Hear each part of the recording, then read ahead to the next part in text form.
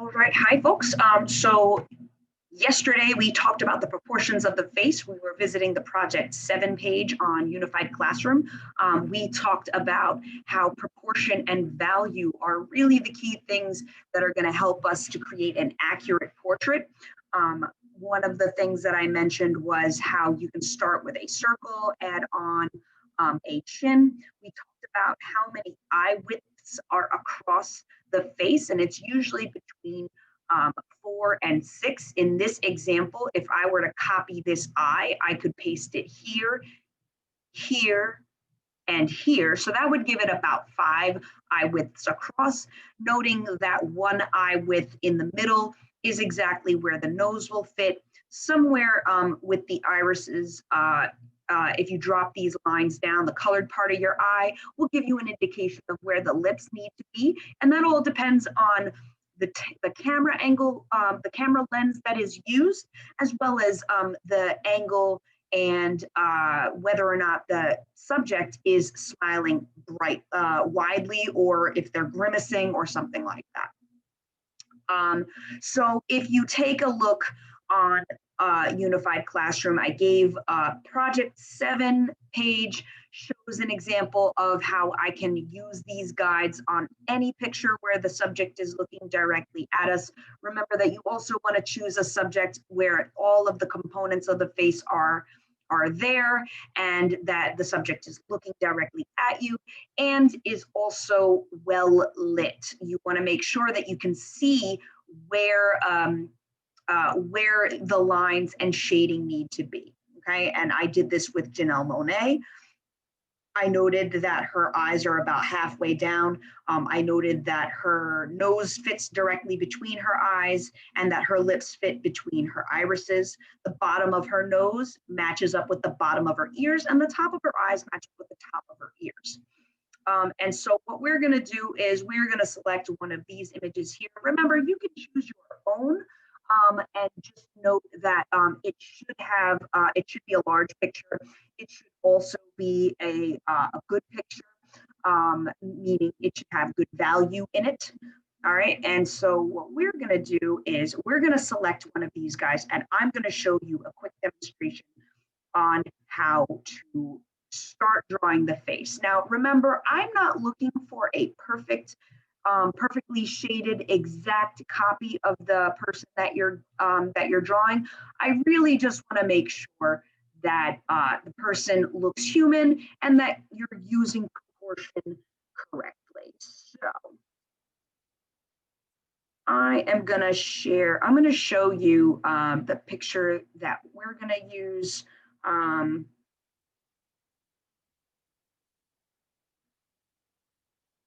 We will go with The Rock. Okay, so I'm going to share my screen right now really quickly, but then I'm going to show you. It will really help to go to Unified Classroom because the way that my setting works is that I can't share my screen and show you my camera at the same time. So we're going to keep it in mind. I'm going to be looking at this, and you can follow along in this video. And pause it as you need be. And if you want to hand it in as your final project, you're definitely welcome to do that. Okay. So if you want to go to Unified Classroom and keep in mind, pull up this image, you're definitely welcome to. I'm going to go back to my phone screen and I will begin. Okay. So I'm going to draw a little bit more heavily than I usually do, and that is only just to make sure that you can see it on the camera. So the first thing that I do is I usually start a little bit lower. My picture of The Rock actually has him, the top of his head is pretty close to the top of the page. I usually try to give myself a little bit of room. So I start somewhere about an inch or so down. And what I'm going to start with is I'm going to start with a rough circle. It doesn't have to be a perfect circle. Okay, you'll notice that mine's pretty sketchy. It's not a perfect circle, but this is going to have like the first half of the first 2/3 of his face. I'm trying to get right below his nose so that at the bottom of my circle, I'm gonna know that that's pretty much where my nose will be, and where my eyes, my ears, the bottom of my ears are gonna be as well for Mr. Dwayne "The Rock" Johnson. I'm gonna pull this down a little bit and sketch out where the bottom of his chin will be.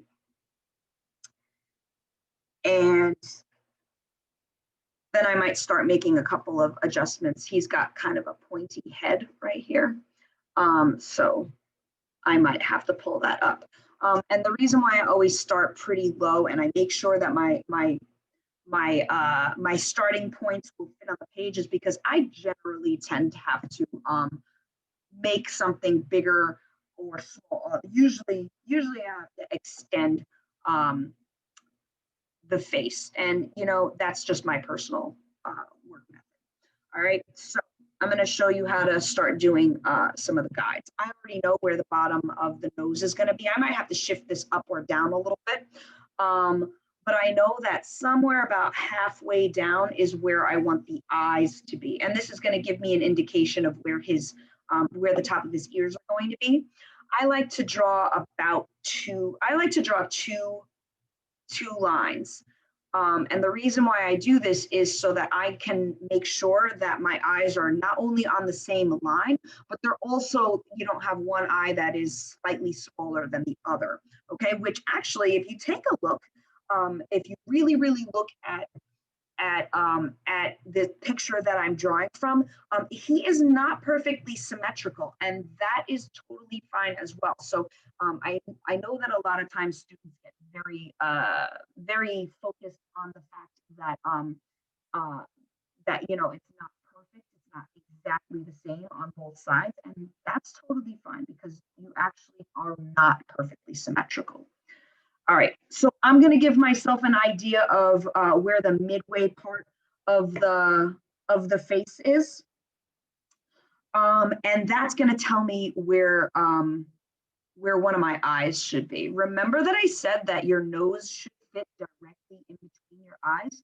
That's going to be true in a lot of cases, but it's not going to always be 100% the case. If I take a look at my rock drawing, his nostrils are a little bit wider than his eyes, but I'm still going to use those guides because it's going to give me a rough idea of where his eyes and his nose need to be.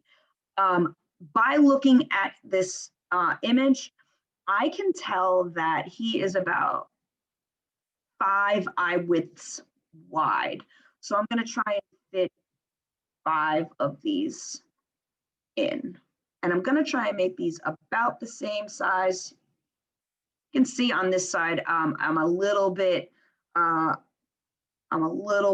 So I might have to make a couple of adjustments. I do this a couple of times. I'm doing this so that you can see these, but I'm also, a lot of times when I do these drawings, I've gotten to a point where I don't really have to erase the guides that I'm setting, only because I'm going to shade, and a lot of times my shading will cover up those guides. But again, this is all pretty much a personal preference. So if you need to erase them, by all means do so. I know right now that this is where his ears are going to be. So I'm just going to start giving myself an indication of where those need to be as well. And I can see that his ear kind of pops out a little bit here.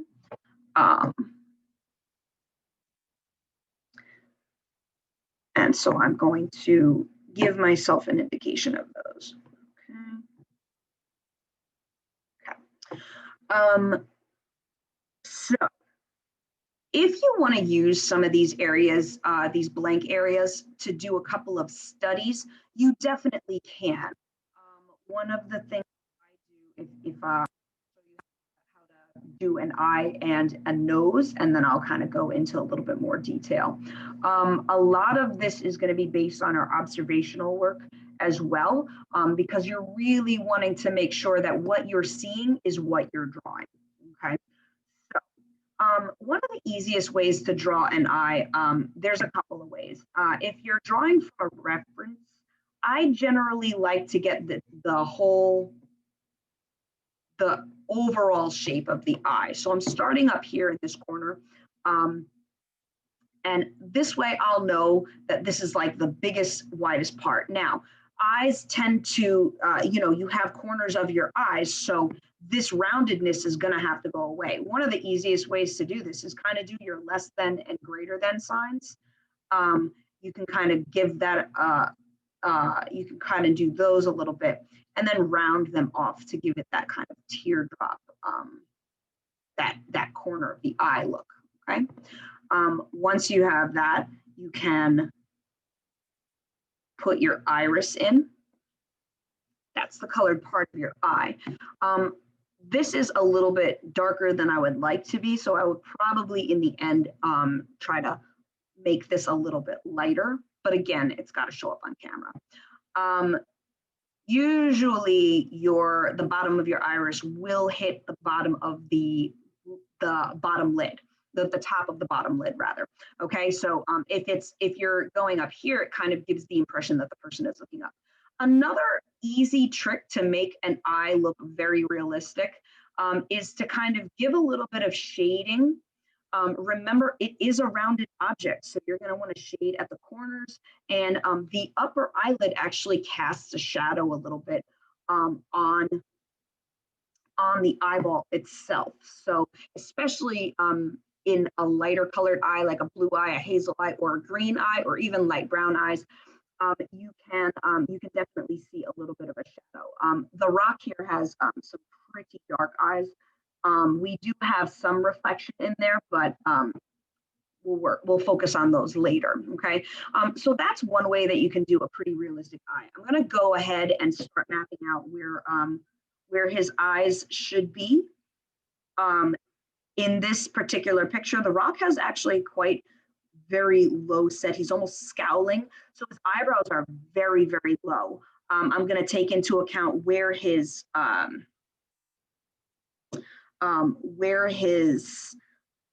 eyelids are, right? And also, right, because he has like little eye bags almost, and you can see his lash line as well pretty well. So these are all things that I'm going to kind of hint at, the shadowing in between. But I'm just going to very, very lightly give this hint as to where things are going to be. And I might have to erase some. I might have to come back to them.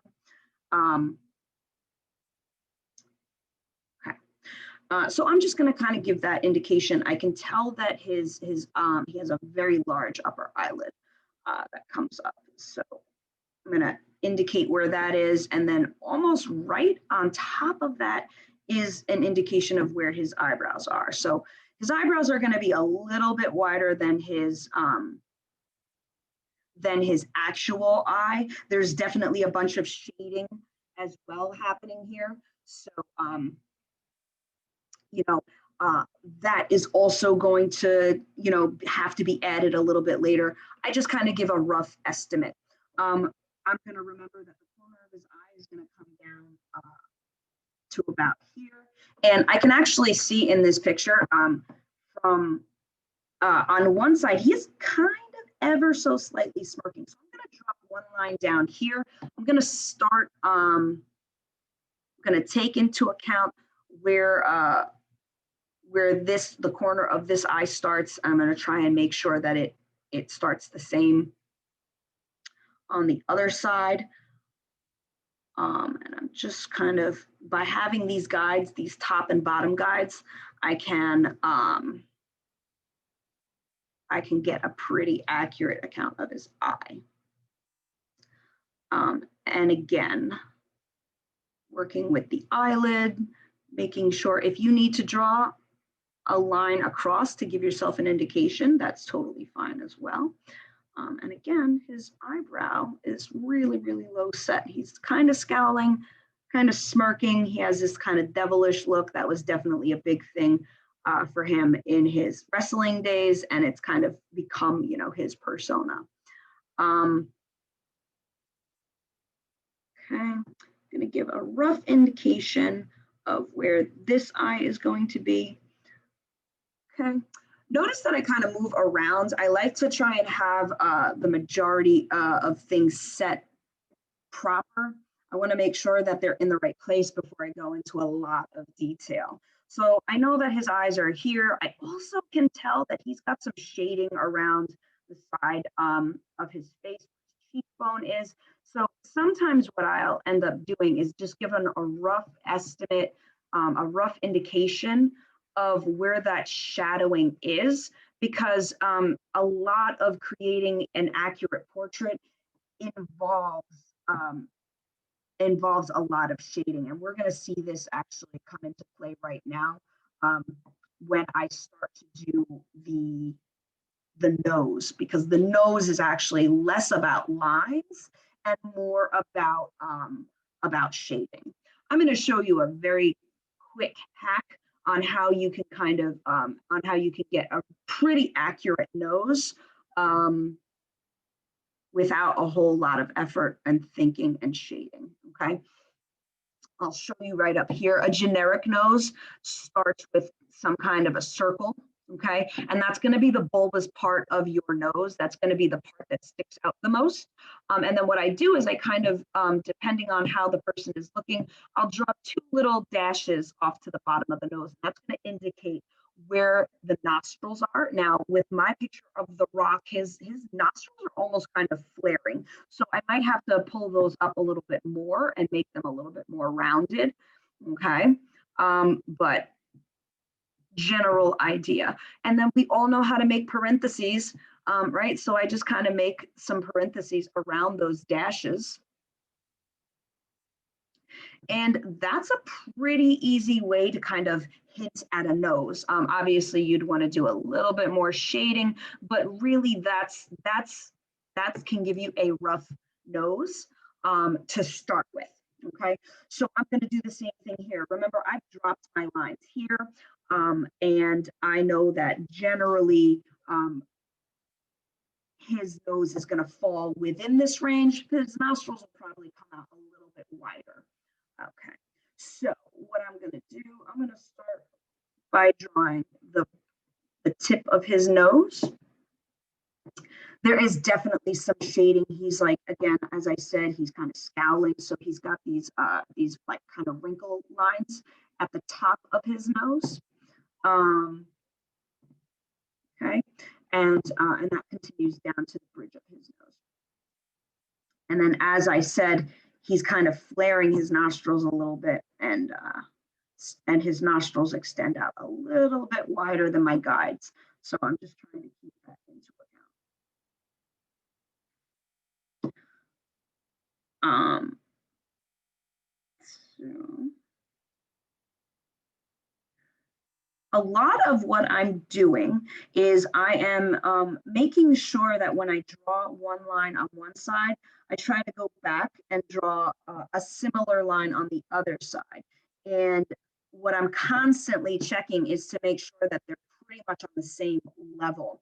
And really, this comes from practice. It comes from using the guides as they are. And as I said, you know, it does take a lot of practice, and not every portrait drawing is going to come out perfect. You know, I've definitely done a couple of demos where it just kind of wasn't working, and you just got to keep at it. You got to keep practicing. You got to keep shading. You have to keep reassessing. But again, I'm not looking for perfection here. I'm just looking to see that you're putting certain things in the right place. So if this one doesn't quite look like the rock, then that's totally fine as well. It's still going to look human. Okay. So as of right now, I can tell right now if I'm looking that one nostril is a little bit too high. So I'm going to have to drop this down a little bit. Okay. And that's just how the cookie crumbles. Okay. You just keep working on it. You always want to keep in mind where the shadows are, where things are rounding out. And that will help you kind of to keep in mind where to shade. Okay. knowing that the vertical line up here, this is where most of your face sticks out. And knowing that the shading is going to be around here. It's a rounded, you have a round face. So it is normal that that we're going to see some shading along the sides. With the Rock, he is obviously, we all know that he's this giant, massive, muscular guy. So he's one of the few exceptions where his neck is going to be as thick as his face. But that's not always going to be the case. I'm just going to kind of give an indication of where his shirt is and where his neck is. You can see a little bit of his throat here. This is another, over here where I'm doing the shoulders, this is another indication of like, you know, this might not be the best image to choose from if you're trying to draw these shoulders because you can't see them very clearly. All right, so lips. The lips and the nose, again, are areas where people struggle with the most. And the reason why they struggle with it is because it is less about line and more about shading. So the thing you want to keep in mind is the corners of your lips are the point where they're actually kind of receding back into your face. So if you shade those and make them a little bit darker versus the center of your lips, it's going to go a long way to making your artwork look realistic. Now, he also has facial hair, so I'm just going to kind of give an indication as to where that is. We all have a little divot, you know, kind of right under our nose, but he can't really see it too well because of his facial hair. Now, what I need to do is, I know that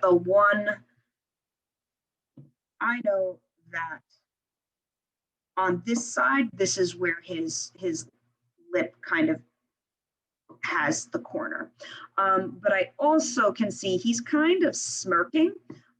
He has like this kind of like little wrinkle over here. And so when you smirk, you're only using one side of your face. So what I'm going to do is I'm just going to drop this down to the middle of his eye to kind of give that effect. And also what I'm going to try and do is make that side a little bit lifted. So I'm going to give myself an indication of where the top of the lips should be, where the lips part, where the middle is, and then I'm going to give myself an indication of where the bottom of the lips are. And then since I know where they're going to end, I'm just going to try and get a rough outline. Depending on how full or thin a person's lips are, these can kind of change. I find a good rule of thumb is to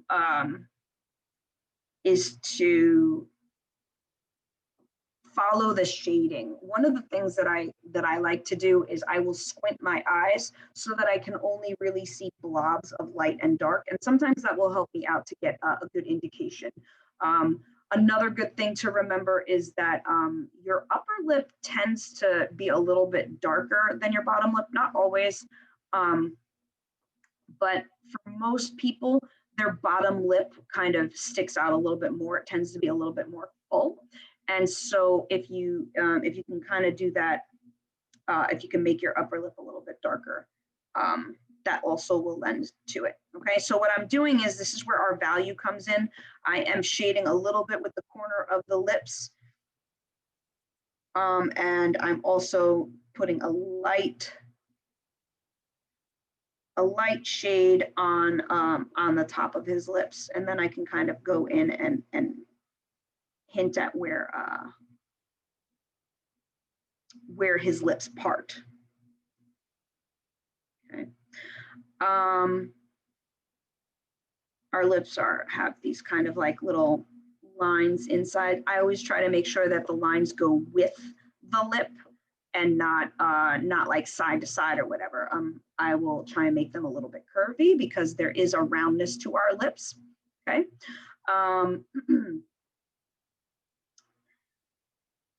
He has this kind of wrinkle here. All right, so I'm just gonna notice how when I'm giving the indication of his stubble, I'm also kind of going these up and down.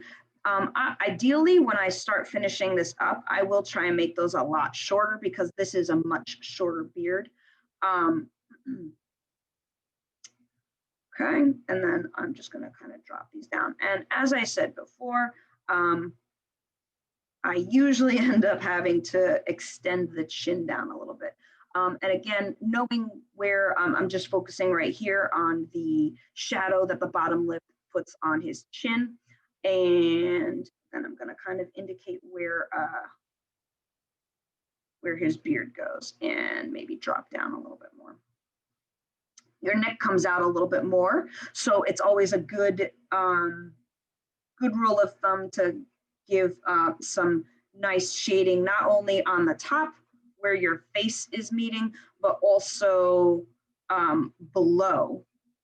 Your neck is always going to usually be a lot darker than your face because your face casts a shadow.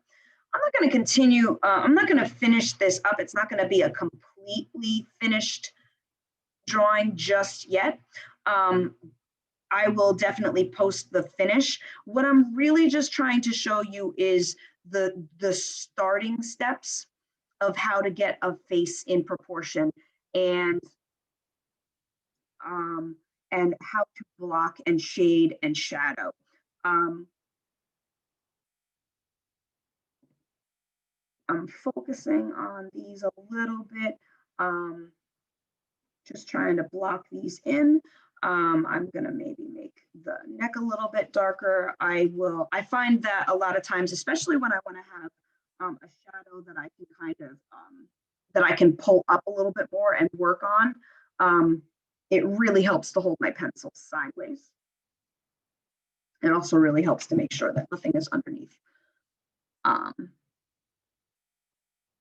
This will give you a wider area to cover, and it'll help you see the shades a little bit more.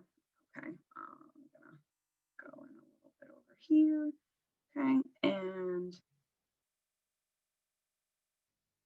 just for right now, because I don't want to make this video too long, I will definitely, I've been doing daily demonstrations and I will continue working on them depending on what class you're in and what portrait we're doing. But I will, you will see, I will post the final product here, but I want to get it to a point where if you can get it somewhere similar to this, if you hand it in the way that this is, you will definitely get a good grade. Okay, I would accept and give an A. Obviously, at this point, I can start pulling up some of these guides. I don't need them there anymore, especially in the areas where I know that, you know, there are going to be highlights and shadows, so I might start erasing some of those to make it look a little bit more realistic.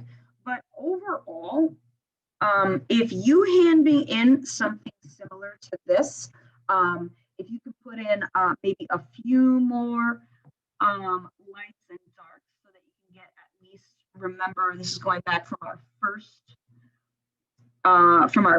project where you want to have at least 5 to 6 shades of gray, then there's no reason why you wouldn't get an A if you handed in something like this. If you're at this point, it does not have to look like a photorealistic, complete, oh my God, that looks like a picture that you took of the rock. It does not have to look like that.